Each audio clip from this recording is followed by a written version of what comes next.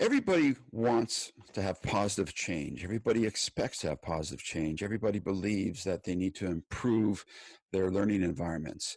And yet, change and embracing change or innovation is a very difficult thing to do. And we often don't realize why innovation initiatives or change initiatives are so difficult to do. And the literature is quite clear on this. If we go back to the work of John Cotter in Harvard in the 90s and early 2000s, he pointed out that 70 to sometimes 85% of all change or innovation initiatives will fail. More recent research in 2015, 2016 has pointed to the fact that it may be as high as 90 to 95% of change initiatives fail. Which means very few people are implementing effective change strategies, effective change initiatives. Why? Why? Well, what does the literature say? If we go back to the literature, we go back to the research, there's usually 5 key points, but I'm going to summarize them because I think 2 of them can be combined together. And the literature points to 3 key things. It takes time to change culture. And culture is very, very powerful. Those are the 2 factors. The second factor I think is extremely important that literature points to is that quite often we don't plan our change initiatives, our innovation plans effectively. We just don't really look at what is really involved. We don't have an effective or thorough plan. And then the third component is, and this is a big one that Cotter talks about a lot, is we don't communicate enough. Cotter argues that if you think you've communicated effectively enough your change strategy or your innovation strategy, you need to do it 10 times more. And that's a big challenge. In this first video, we're going to take a look at this first issue of that cultural perspective as to why change is so hard to bring about and why it's so hard to have your innovation plan move forward because of culture. In 2 subsequent videos, we're going to take a look at a greater detail at innovation planning, and then we're going to take a look at communication and how do you effectively communicate and how often do you need to communicate in that third video. So this is going to be a 3-part series that we're going to be addressing this. And the first one is really about the culture. And I think one of the most effective ways to look at culture, especially for educators, is if we take a look at what Jen Cross has talked about in terms of her myths of change, behavior change, especially when it comes to educational settings. Her first myth that education is going to change behavior. We're educators. That's what we do. We educate people. We give them knowledge. We put them into PD, and we know it's going to change them. And yet, research shows it doesn't work that well. The second myth that Cross points out is that you need to change attitudes to change behavior. Well, we all believe that.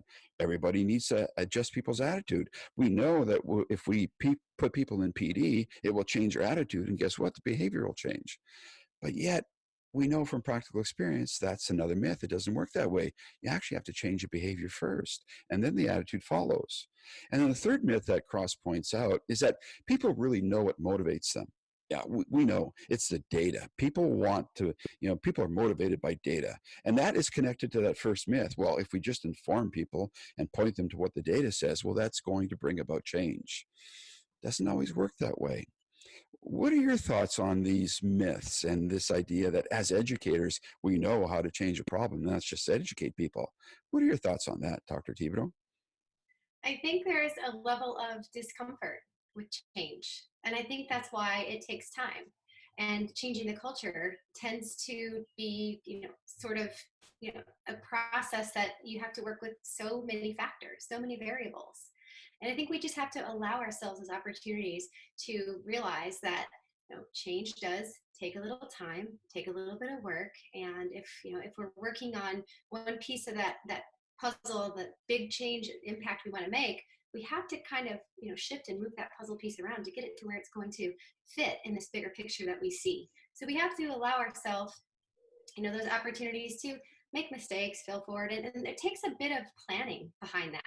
So, when I say we talk about ineffective planning and some of these factors that contribute to why change is difficult, that front end investment is so important to really, think things through, get some people involved that can help you with your change initiative, and really get down to sometimes the core root of what is it that's causing me this level of discomfort or getting in my way that I can't move forward.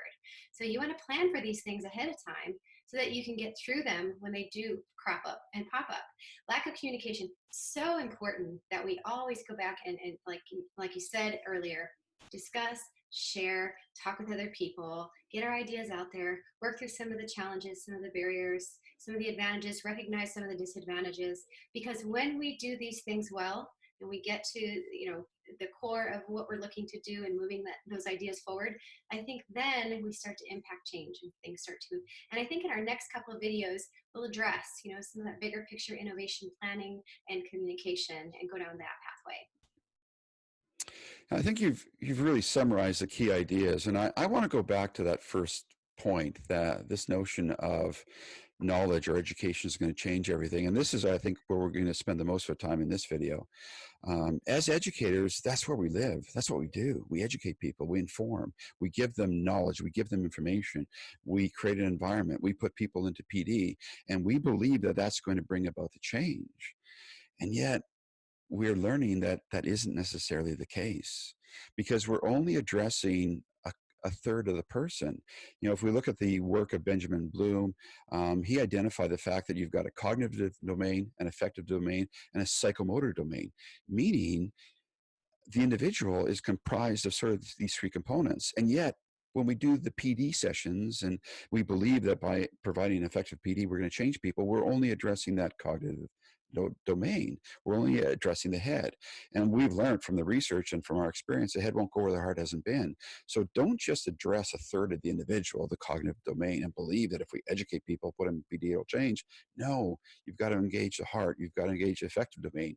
And the other component, the behavior part, you have to have people actually doing something. This isn't new ideas. This is based on old research, old experience, is well established. It's just that we often move forward without taking the time to look back and seeing what the research really says. So if you want to be successful in any innovation planning and initiative, you've got to recognize you can't just do the PD. You've got to address the head. You've got to address the heart. You have to actually physically engage people to get them to do something if you want that behavior to change. And as you had mentioned and confirmed, this takes time. It takes time to change a culture. It takes time to change the attitudes. But those attitudes come about by changing the behavior. And those behaviors come about by actually getting people to do something different. So hopefully we're busting a few educational myths here. And we might be making you feel a little bit uncomfortable, but that's okay. That's part of the learning process too. Learning means you're going to be a little bit uncomfortable. And guess what? We're going to point you to the research. We're going to point you to the articles that support these ideas, because we're not just making this up. This is based on well-established research.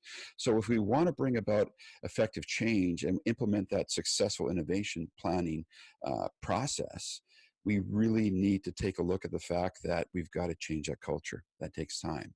We have to actually change behaviors before attitudes will change. We have to actually build a plan to do that. And we have to have people physically engaged in doing these things.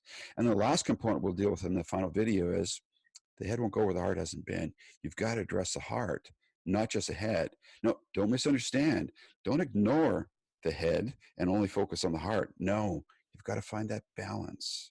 It's a balance of the head, the heart, and action and behavior if you really want to bring about effective innovation planning and an innovation plan that will actually be realized.